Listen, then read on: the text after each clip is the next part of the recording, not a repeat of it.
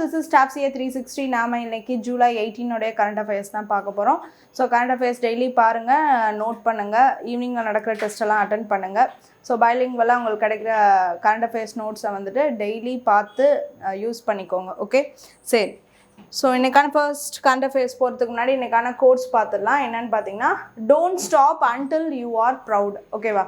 So until you are proud, நீங்கள் வந்து okay நம்ம வந்து ஒன்று பண்ணிட்டோம், சாதிச்சிட்டோண்டா அப்படின்னு பெருமைப்படுற வரைக்கும் வந்து பார்த்திங்கன்னா வந்து எதையும் நீங்கள் ஆரம்பித்ததை வந்து முடிக்காதீங்க. அதுக்காக தொடர்ந்து வந்து உங்களுடைய ஒர்க்கை வந்து உழைப்பை வந்து போட்டுக்கிட்டே இருங்க அப்படின்னு சொல்லக்கூடியதான். சரியா? ஸோ அதனால் வந்து don't stop until you are proud. Okay, so இன்றைக்கான கரண்ட் அஃபேர்ஸ்குள்ளே போயிடலாமா? இன்றைக்கான ஃபர்ஸ்ட் கரண்ட் அஃபேர்ஸ் என்னென்னு பார்த்தீங்கன்னா, so in which year was Madras state officially renamed as Tamil Nadu? சரியா? so in which year? okay, so என்ன இயரில் வந்து பார்த்திங்கன்னா வந்து மெட்ராஸ் பிரசிடென்சின்னு இருந்தது வந்து தமிழ்நாடுன்னு சொல்லிட்டு நேம் வந்து மாறுச்சு அப்படின்னு சொல்லக்கூடியதான் நம்ம இங்கே பார்க்குறோம். ஸோ இப்போ வந்து பார்த்திங்கன்னா நம்ம நவம்பர் 1 தான் வந்துட்டு தமிழ்நாடு டே அப்படின்னு சொல்லிட்டு செலிப்ரேட் பண்ணிட்டு வந்தோம். ஸோ போன டிஎம்கே பார்ட்டியோட அந்த ஆட்சி காலத்தில் வந்து பார்த்திங்கன்னா தமிழ்நாடு டே வந்து ஜூலை 18 அப்படின்னு சொல்லிட்டு சேஞ்ச் பண்ணி அதை தான் வந்து செலிப்ரேட் பண்ணிட்டு வந்துட்டு இருந்தோம். ஸோ இந்த வருஷமும் பார்த்திங்கன்னா ஜூலை 18 தமிழ்நாடு டே. எதனால் அப்படின்னா வந்துட்டு அதுக்கான ஒரு பில் பாஸ் பண்ணி இந்தமாதிரி மெட்ராஸ் பிரசிடென்சியை வந்து நாங்கள் தமிழ்நாடுன்னு சொல்லிட்டு பேரறிஞர் அண்ணா வந்து மாத்திரதா சொல்லிட்டு பில் பாஸ் பண்ணி அந்த ஒரு ஆக்டை கொண்டு வந்து அதை வந்து செயல்படுத்தின ஒரு நாளாக இருக்கிறதுனால தான் வந்து பார்த்திங்கன்னா வந்துட்டு இந்த ஜூலை 18 நம்ம தமிழ்நாடு டே அப்படின்னு சொல்லிட்டு செலிப்ரேட் பண்ணிட்டு வரோம் அப்படின்னு சொல்லிட்டு பார்க்குறோம். ஓகேவா? ஸோ இது வந்து Tamil Day, July 18 in 1967. The Madras state was officially renamed Tamil Nadu. The solution for the name change was introduced and implemented at the leadership of the CN Annadurai. Okay, va? So adu paathachu. Okay, next. Which company developed India's first private orbital launch vehicle Vikram 1? சரியா? So இந்தியாவோட first வந்து பார்த்திங்கன்னா ப்ரைவேட்டில் ஒரு orbital launch vehicle. சரியா? அதை யார் initiate எடுத்து பண்ணுறா அப்படின்னு சொல்லிட்டு பார்த்திங்கன்னா தெலுங்கானா ஸ்டேட் தான் வந்துட்டு பண்ணுறாங்க அப்படின்னு சொல்லிட்டு பார்க்குறோம். ஸோ எங்கேருந்து இதை லான்ச் பண்ணுறாங்கன்னா ஆந்திராவோட ஸ்ரீஹரிகோட்டாலேருந்து லான்ச் பண்ணுறாங்க அப்படின்னு சொல்லிட்டு பார்க்குறோம். லான்ச்சிங் சைட் வந்து ஸ்ரீஹரிகோட்டா.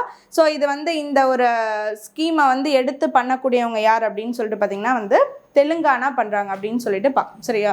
ஸோ ஆகவன் ஸ்கீம் அப்படின்னு சொல்லக்கூடிய அந்த திட்டம் மூலியமாக வந்துட்டு பண்ணுறாங்க. Okay, Skyroot aerospace prepares Vikram 1 for India's first private orbital launch அப்படின்னு சொல்லிட்டு பார்க்குறோம். ஓகே, ஸோ ஸ்கைரூட் ஏரோஸ்பேஸ் தான் வந்து பண்ணுறாங்க. It's right answer.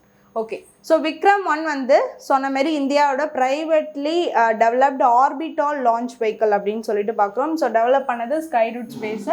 Head quarters எங்கே இருக்குது? ஹைதராபாத்தில் இருக்குது, தெலுங்கானாலன்னு சொல்லிட்டு பார்க்குறோம். ஸோ மிஷன் வந்துட்டு பார்த்திங்கன்னா என்ன பேர்னா வந்து ஆகவன். ஓகேவா? ஆகவன் ப்ரோக்ராம் அப்படின்னு சொல்லிட்டு பார்க்குறோம். ஸோ இது பார்த்திங்கன்னா வந்து லோ எர்த் ஆர்பிட்ஸில் வந்து சேட்டலைட்ஸை கொண்டு போய் லான்ச் பண்ணக்கூடிய ஒரு லான்ச் வெஹிக்கிள் அப்படின்னு சொல்லிட்டு பார்க்குறோம். அங்கே போய் வந்து லோ எர்த் ஆர்பிட்ஸில் வந்துட்டு சேட்டலைட்டை பிளேஸ் பண்ணக்கூடிய ஒரு லான்ச் வெஹிக்கிள் தான் இந்த விக்ரம் 1. சரியா?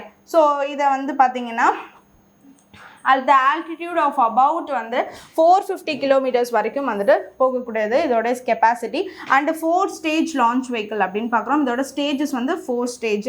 ஹைட் வந்து 24 மீட்டர்ஸ் இருக்கும் அப்படின்னு சொல்லிட்டு பார்க்குறோம். அண்ட் பேலோட கெப்பாசிட்டி எவ்வளோ இருக்குன்னா 350 kgs இருக்கும். அண்ட் வந்து scope scientific payload to study space environmental data. So மெயினாக வந்து பார்த்தீங்கன்னா இது எங்கே போகுது வந்து லோ ஆர்பிட்டலில் சேட்டலைட்டை கொண்டு போய் வந்து பிளேஸ் பண்ணுறதுக்காக போகக்கூடிய ஒரு லான்ச்சிங் ஸோ லான்ச்சிங் வெஹிக்கிளாக தான் இருக்குது. ஸோ விக்ரம் 1 இந்தியாவுடைய ஒரு ப்ரைவேட் ஃபர்ஸ்ட்டு லான்ச்சிங் வெஹிக்கிள் அப்படின்னு சொல்லிட்டு பார்க்குறோம். ஸோ யார் ஹெட் குவார்ட்டர்ஸாக எங்கேருந்து தயாரிக்கிறாங்க அப்படின்னா வந்து தெலுங்கானாவில் ஹைதராபாத்லேருந்து இது வந்து ப்ரொடக்ஷன் ஆகுது அப்படின்னு சொல்லிட்டு பார்க்குறோம். ஸோ மெயினாக வந்துட்டு யார் இதை மேனுஃபேக்சர் அண்ட் டெவலப் பண்ணுறாங்கன்னா ஸ்கைரூட் ஏரோஸ்பேஸ் பண்ணுறாங்க அப்படின்னு சொல்லிட்டு பார்க்குறோம். அண்ட் ஆகவன் அப்படின்னு சொல்லக்கூடிய ப்ரோக்ராமில் இது வந்து நடக்குது. ஸோ நெக்ஸ்ட் வந்து பார்த்தீங்கன்னா இது 4 ஸ்டேஜ் லான்ச் வெஹிக்கிள் அப்படின்னு சொல்லிட்டு பார்க்குறோம். அண்ட் இதோட கெப்பாசிட்டி ஆஃப் ஆல்டிடியூட் வந்து 450 கிலோமீட்டர்ஸ் அண்ட் ஹைட் வந்து 24 மீட்டர்ஸ் அண்ட் பேலோட் வந்துட்டு 350 kgs and carries the scope scientific payload to research in the environmental regions of the orbits. அதாவது ஸ்பேஸில். ஓகேவா? ஸோ இந்தமாரி என்விரான்மெண்டலாக இருக்கக்கூடிய அதோட டேட்டாஸை வந்து கலெக்ட் பண்ணுறதுக்காகவே மெயினாக வந்துட்டு இது வந்து பண்ணியிருக்காங்க அப்படின்னு சொல்லிட்டு பார்க்கலாம். ஓகே, சரி next. Which country is hosting exercise Pitch Black 2026?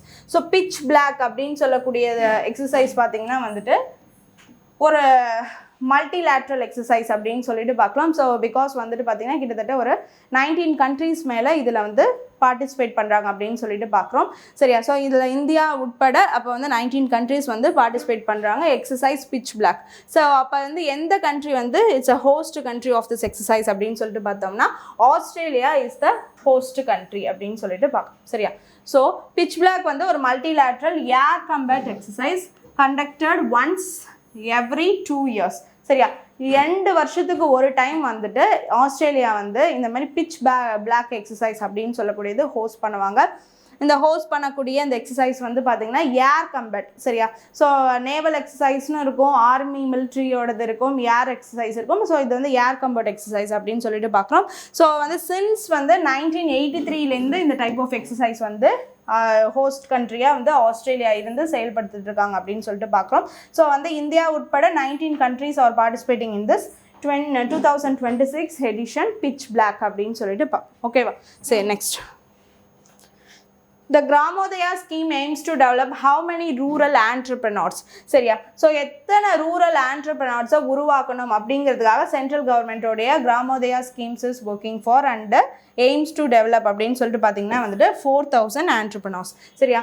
So வந்து கிராமப்புறங்கள் ரூரல்ஸில் இருக்கக்கூடிய அந்த பாய்ஸ்லாம் இருப்பாங்களே, ஸோ அவங்கள வந்து டெவலப் பண்ணணும், அவங்களுக்கு ஒரு ஆண்டர்பிரினர்ஷிப்பை அவங்கள ஒரு ஆண்டர்பிரினராக ஆக்கணும், அவங்களுக்கு ஒரு ஆண்டர்பிரினர்ஷிப்பை ஏற்படுத்தி கொடுக்கணும் அப்படிங்கிறதுக்காக பார்த்தீங்கன்னா வந்து ministry of the skill development and entrepreneurship and நபார்டும் and national skill development corporation எல்லாரும் சேர்ந்து ஜாயிண்ட்லி வந்து என்ன பண்ணுறாங்கன்னா இந்த கிராமோதயா ஸ்கீம் அப்படிங்கிறத லான்ச் பண்ணியிருக்காங்க. ஸோ இது வந்து 3 years பைலட் ப்ரோக்ராம். அது மூலிமா வந்து 4000 ரூரல் ஆண்டர்பிரனர்ஸை க்ரியேட் பண்ணலாம் அப்படிங்கிற எய்மோட ஒர்க் பண்ணிட்டு இருக்காங்க அப்படின்னு சொல்லிட்டு பார்க்குறோம். ஸோ இது மூலிமா ஸ்கில் ட்ரைனிங் அண்டு ஆண்டர்பிரனர்ஷிப் அப்படின்னு சொல்லப்படுது. சரியா? இப்போ வந்து ஒன்றும் இல்லை, தொழில் நம்ம ஸ்டார்ட் பண்ணுற தொழில் முனைவராக ஆகிறது தான் வந்து ஆண்டர்பிரனர்ஷிப். இப்போ வந்து நான் ஒரு ஸ்டார்ட் அப் ஆரம்பித்து ஒரு பிஸ்னஸ் ஆகிற ஒரு சக்ஸஸ்ஃபுல் லீடிங் பிஸ்னஸ் பண்ணிகிட்டு இருக்கேன் அப்படின்னா நம்ம ஆண்டர்பிரனர். சரியா? ஸோ அந்த மாதிரி வந்து ஒவ்வொருத்தவங்களுக்கு தனித்தனியாக அவங்க வந்துட்டு அவங்களுடைய ஒரு ஸ்கில்லை டெவலப் பண்ணிக்கிட்டு அவங்களோட தனியாக ஒரு வேலை வாய்ப்பை அவங்களே உருவாக்கி செயல்படுற வகையில் வந்து கொடுக்கக்கூடியதான் இந்த ஆண்டர்பிரனர்ஷிப் டெவலப்மெண்ட் ப்ரோக்ராம். ஓகேவா? நெக்ஸ்ட் வந்து மென்டார்ஷிப், அட்வைசரி சப்போர்ட், அசிஸ்டன்ட் இன் எஸ்டாப்ளிஷிங் என்டர்பிரைசஸ். ஸோ இது ரிலேட்டடான எல்லா விதமான ஐடியாஸும் இது மூலிமா கொடுக்கப்படும். இதுதான் வந்து கிராமோதயா ஸ்கீம். இது மூலிமா 4000 ரூரல் ஆண்டர்பிரனர்ஸை உருவாக்குறத மெயின் எய்மாக கொண்டு செயல்படுத்துகிறாங்க அப்படின்னு சொல்லிட்டு பார்க்குறோம். So under the ministry of the skill development and entrepreneurship, NABARD and national skill development corporation. Okay, so next. Sir Garfield Sobers represented which country in international cricket? ஓகேவா? ஸோ சார் கார்ஃபீல்ட் சோபர்ஸ் அப்படின்னு சொல்லக்கூடிய west இண்டீஸோடைய ஒரு cricket player. So இவர் வந்து பார்த்திங்கன்னா ரொம்ப renowned cricket player அப்படின்னு சொல்லிட்டு பார்க்குறோம். ஸோ இப்போல்லாம் வந்து இந்த ஒரு ஓவரில் இருக்கக்கூடிய அந்த எல்லா பால்ஸையுமே வந்து 6 அடிக்கிறாங்கல்ல.